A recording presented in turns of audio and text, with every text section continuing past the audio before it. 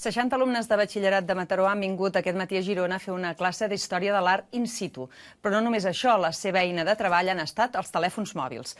Una aplicació que està assajant la Universitat Pompeu Fabra els planteja qüestions que han de resoldre. N'hi ha de curiositats, com ara quantes escales té la catedral, i d'altres de contingut, com esbrinar l'estil del tapís de la creació. Un mòbil amb GPS i amb una ruta ja predissenyada és tot el que necessiten aquests alumnes per redescobrir Girona i el seu patrimoni arquitectònic. Només n'han de seguir les indicacions i quan s'acosten a un edifici o lloc emblemàtic reben un missatge. Qui és el patró de Girona i amb quin animalet se'l relaciona?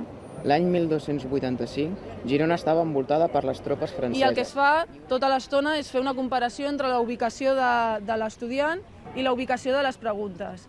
El nostre sistema, Quest in situ, el que fa és que gestiona aquesta comparació entre les dues posicions i quan veu que hi ha una posició semblant a un radi de 15 metres de la de l'estudiant, salta una pregunta. El treball en grup, la gimcama, poder-ho fer soles, sense un mapa, que estem aquí ben bé, clar, les figuretes ens diuen ben bé on estem.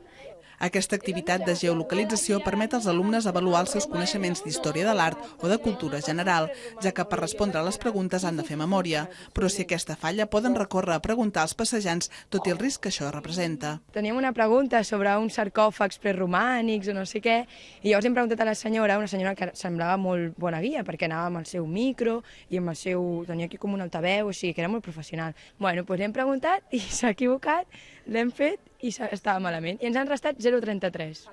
El Quest in situ ha estat desenvolupat per un grup d'investigadors de la Universitat Pompeu Fabra i tot i que de moment només s'han fet proves amb alumnes de diversos centres educatius, no es descarta que aquesta aplicació es pugui reconvertir en una nova eina per fer turisme interactiu i cultural no només per a estudiants.